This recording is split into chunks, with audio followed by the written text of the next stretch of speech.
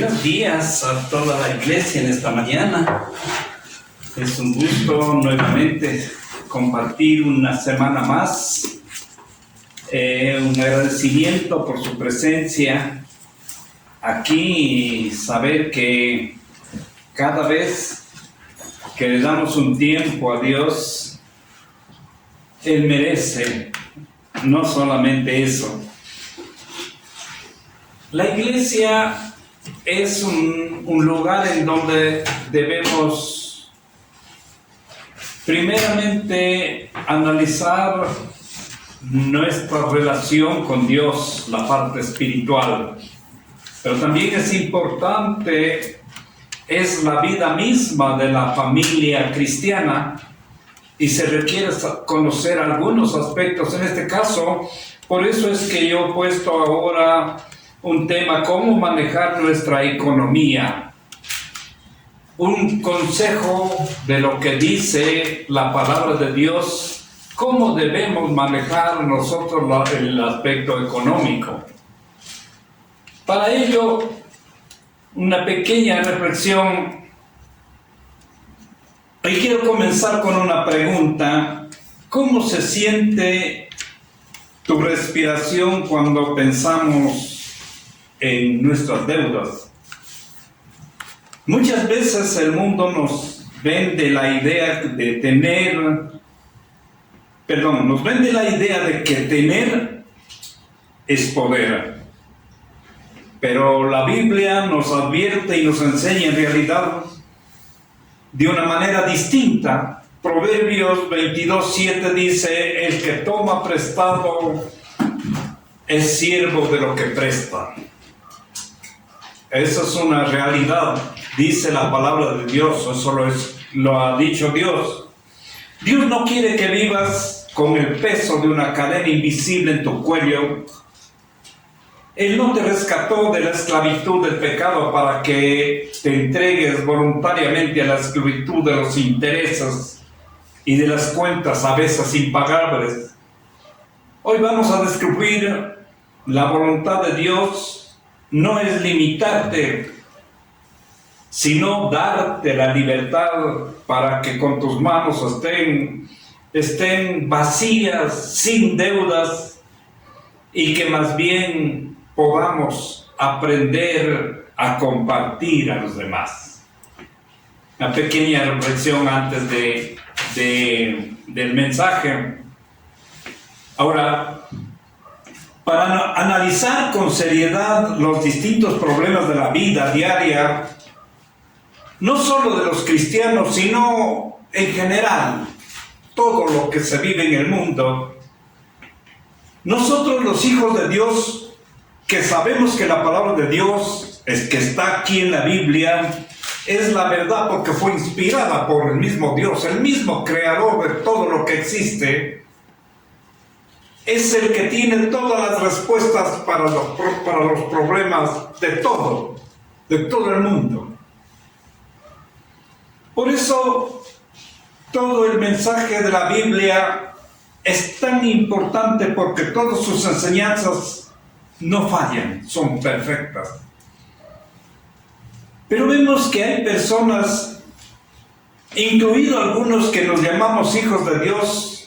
¿Será que por desconocimiento, o por hacer caso al mundo, o por la rebeldía misma, no queremos escuchar la voz de Dios? Y eso nos lleva a problemas, definitivamente.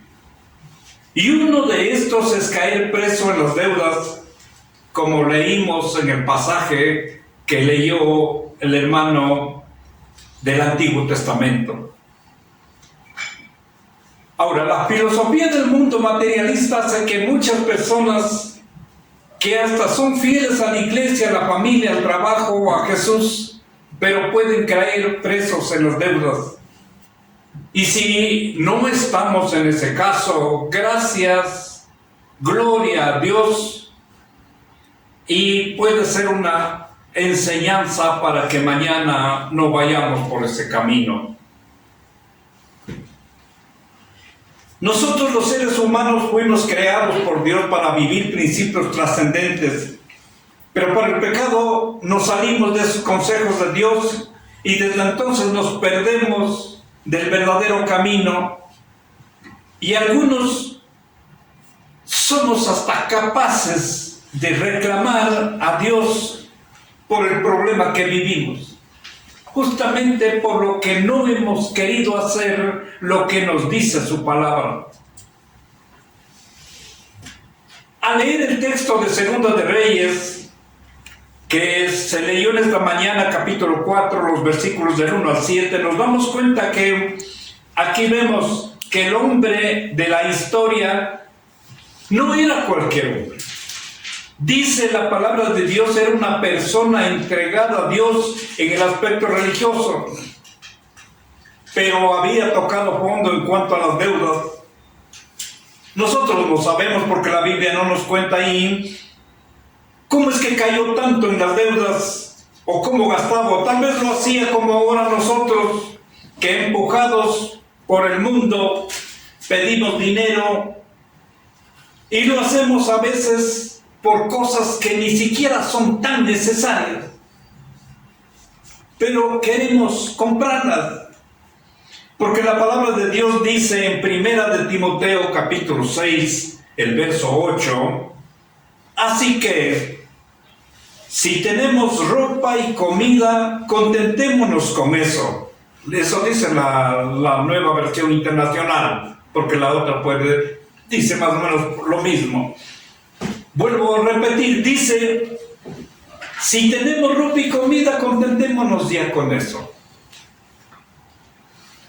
Pero por eso el apóstol Pablo nos dice, tengan cuidado con la manera que están viviendo, porque los días son malos, y así es. Yo creo que eso está hablando hace muchos siglos, pero hoy sigue igual. Dicen, tengan cuidado porque los días son malos, no seas insensatos, entiendan cuál es la voluntad de Dios. Efesios 5:15, mirad pues textualmente, con diligencia como andéis, no como necios, sino como sabios. Y una cosa de esas es de lo que estamos tratando de analizar en esta mañana. Vivan como sabios, no sean necios, está diciendo. Ahora, ser sabio significa ser una persona prudente. Bíblicamente tiene unas 4 condiciones. Son los que se rinden a Dios, porque su palabra dice que el principio de la sabiduría es el temor de Jehová. Proverbios 1:7. O sea, entonces ser sabio es cuando vamos por este camino, cuando leemos la palabra de Dios para cualquier cosa que nosotros pudiéramos tener. 2.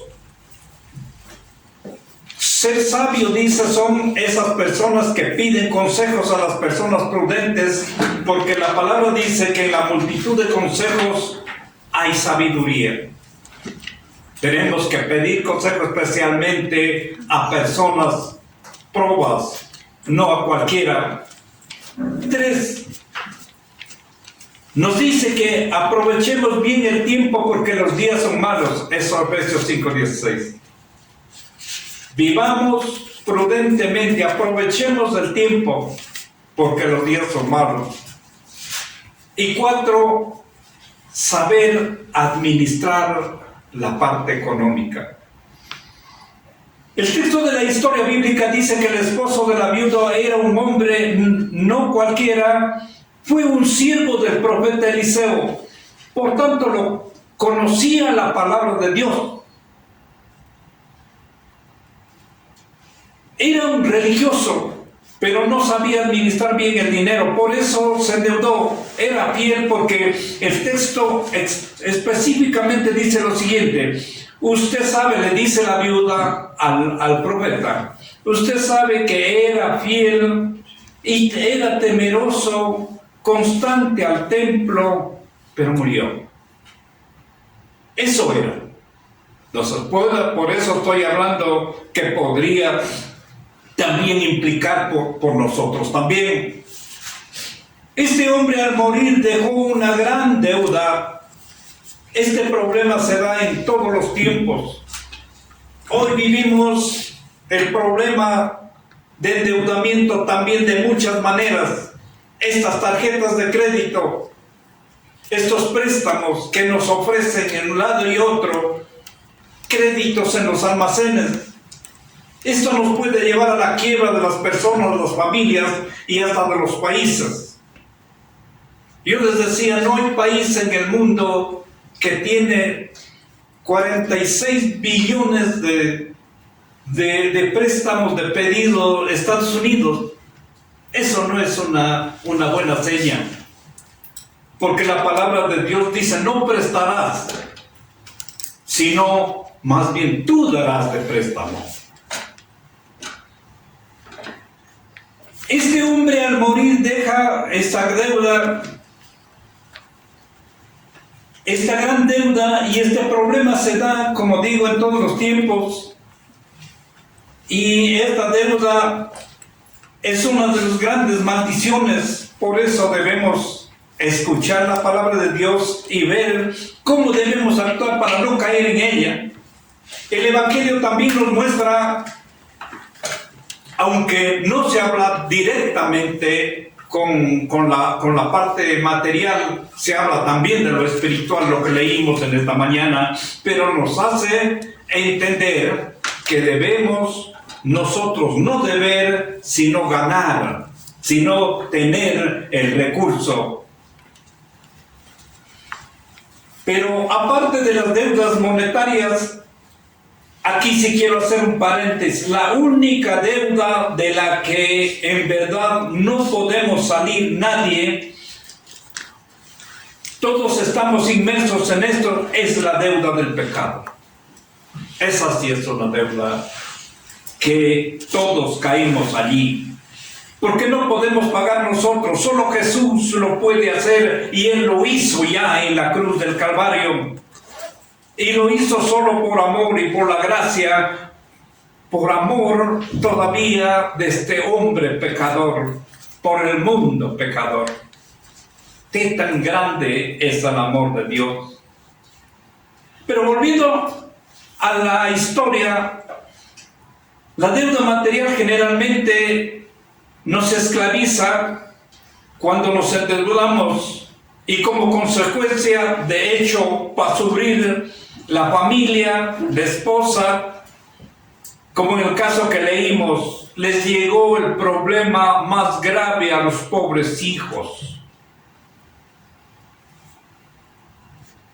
Esto es entonces, por eso es una gran maldición el caer en esta situación. Cuando nosotros dejemos este mundo, mis queridos hermanos, no es importante que dejemos tantas cosas materiales, sino que más bien pensemos más allá.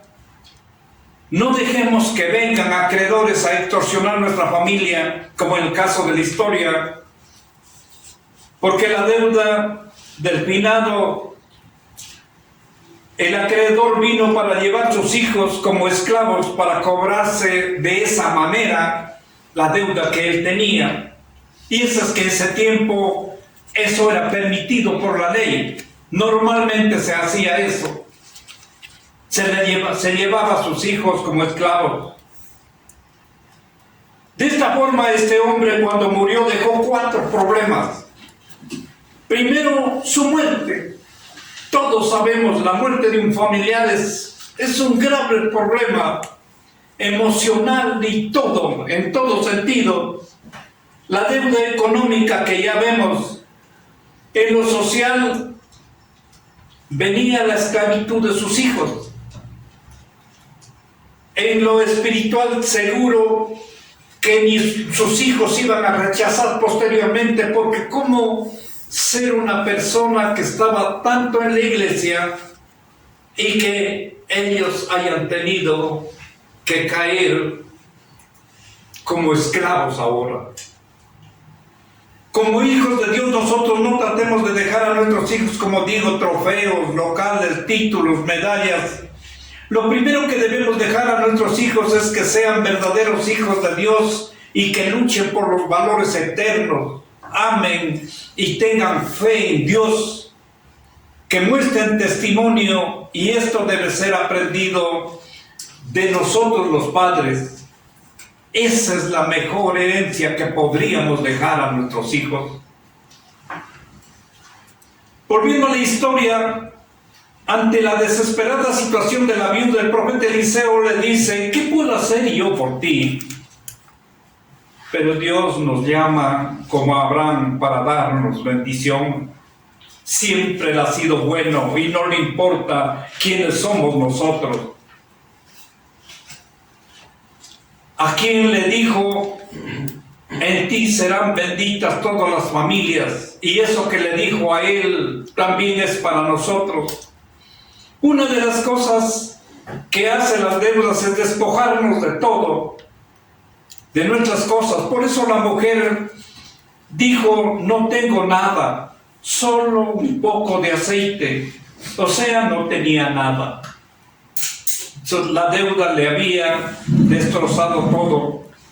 Pero aunque no es el tema de hoy, quisiera solo meter un poquito. La palabra de Dios también nos dice que no debemos ir a ser garantes de otro. Proverbios 11:15 dice: el fiador de un extraño saldrá perjudicado. Negarse a dar fianza es vivir en paz, dice la NBI. Es vivir en paz, no dar garantías. Eso también es grave. Yo tuve que pagar un dinero, un Loja, de una persona de quien fui garante. No fue tanto, pero tuve que pagar. Bueno, ese es solamente un paréntesis, porque ese no es el caso de ahora. La gente no piensa la tristeza que produce el poder, todo por causa de una deuda, y por eso nos endeudamos. Deuteronomio 15:6 dice: ya que Jehová tu Dios te habrá bendecido, como te ha dicho, prestarás entonces a muchas naciones, mas tú no tomarás prestado. Tendrás dominio sobre muchas naciones, pero sobre ti no tendrán dominio. Qué cosa para hermosa. No importa si no es grande o poquito, pero no tendrán dominio, porque en cambio, aunque tengas una deuda un poco pequeña, de alguna manera nos esclaviza esa deuda. Ante esto, el profeta le dice a la señora, a la mujer: consigue las vasijas que puedas. Entonces hay una salida para esta mujer. Con semejante problema, ella fue a Dios, quien le hizo el milagro. Pero no tendríamos que llegar a ese caso. La historia dice que cuando ponía el aceite, se iba multiplicando. Ella le pidió con fe de corazón a Dios, y por eso el milagro estaba allí. Pero para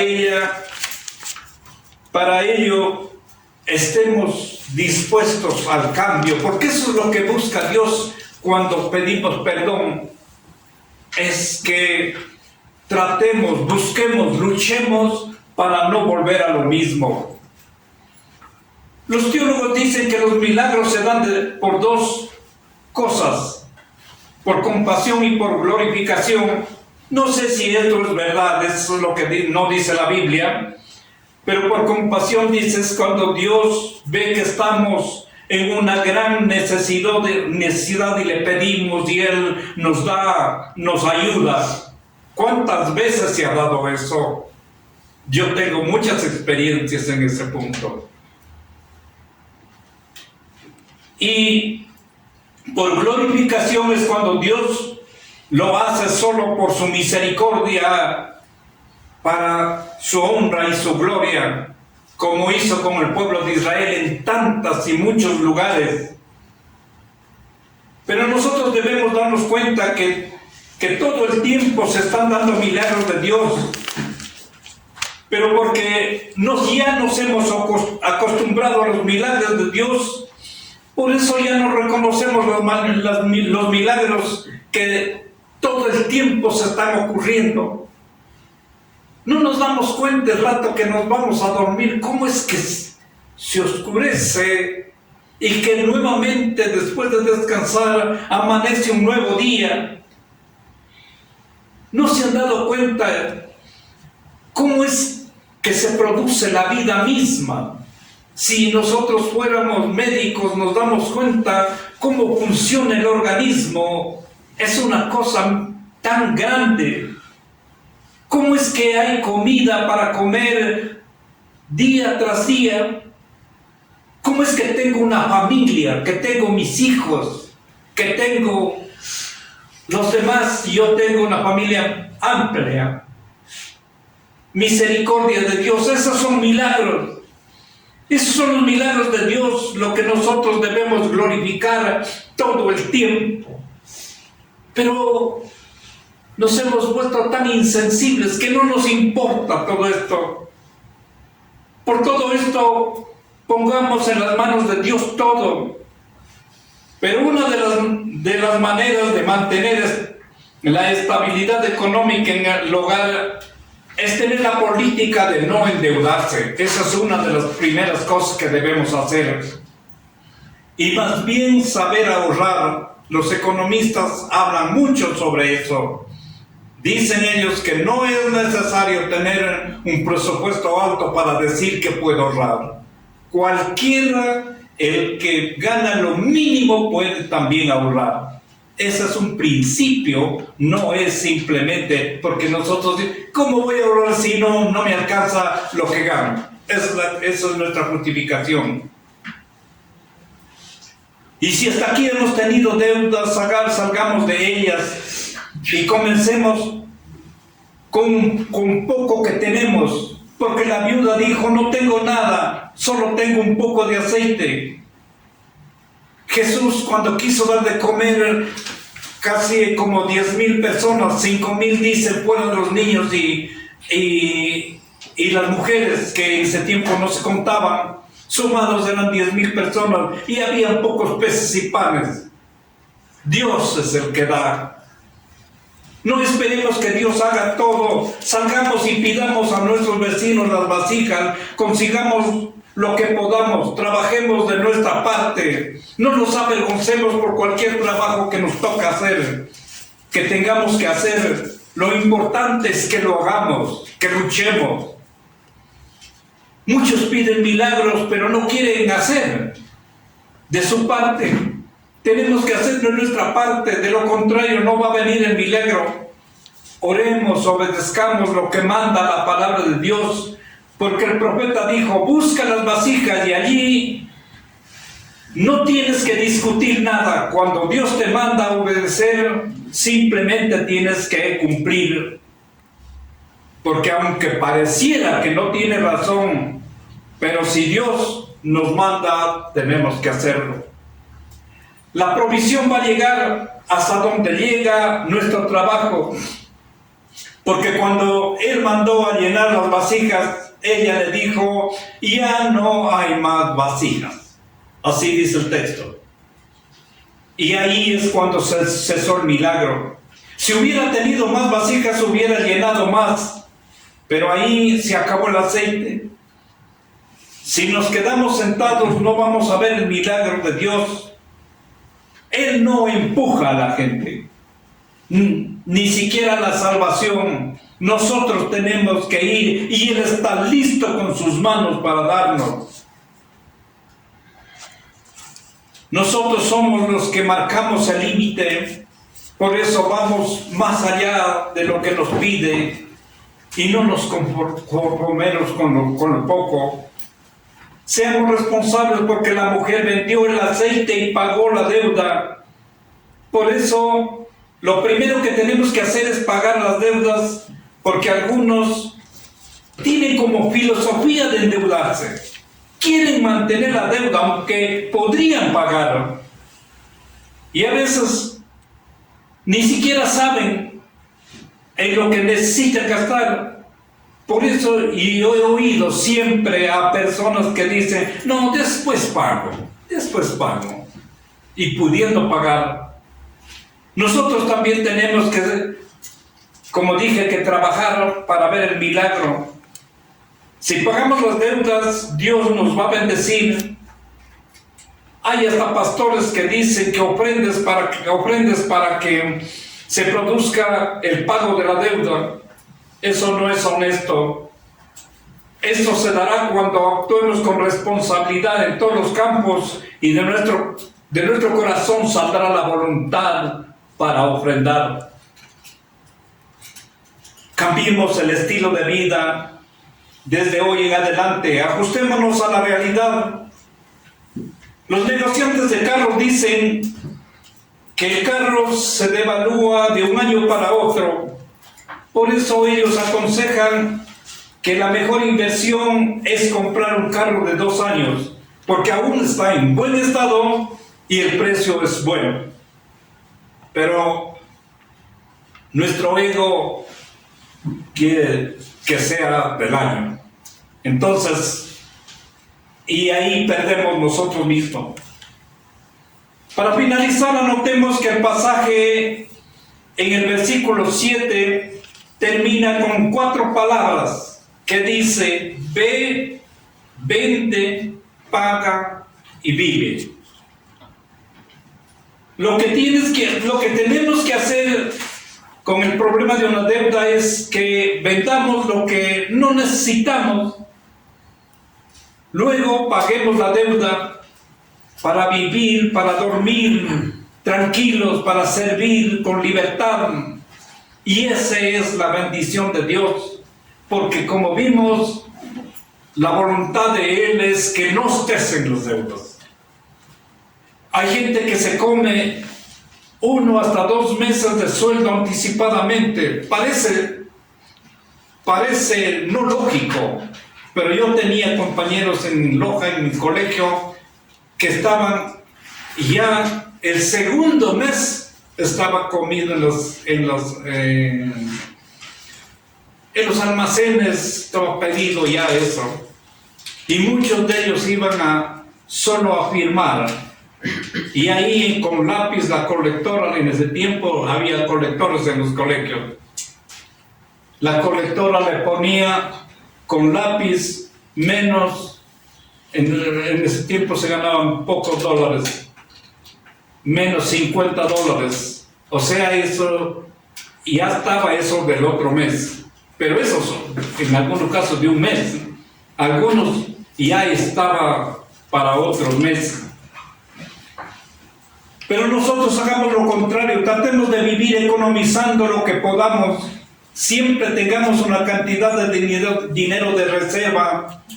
Ese es el colchón para cualquier emergencia, porque en la vida siempre va a haber un momento en donde necesito algo.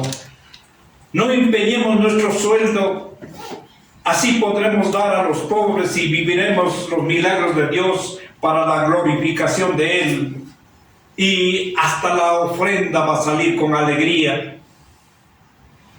Pero tal vez tú tienes una deuda, o una de las deudas más grandes, que es el no haber recibido a Jesús en tu corazón. Si no lo has hecho de verdad, primero paga esa deuda. Ahí verás que alcanzamos sabiduría y va a cambiar totalmente nuestra vida. Jesús nos sacará del hoyo donde estemos, nos dará la felicidad a nosotros y a nuestra familia. Podremos vivir en paz y tendremos la felicidad que andamos buscando en esta tierra hasta que Jesús regrese. Y eso será el mejor tiempo para su iglesia y para sus seguidores. Que Dios los bendiga.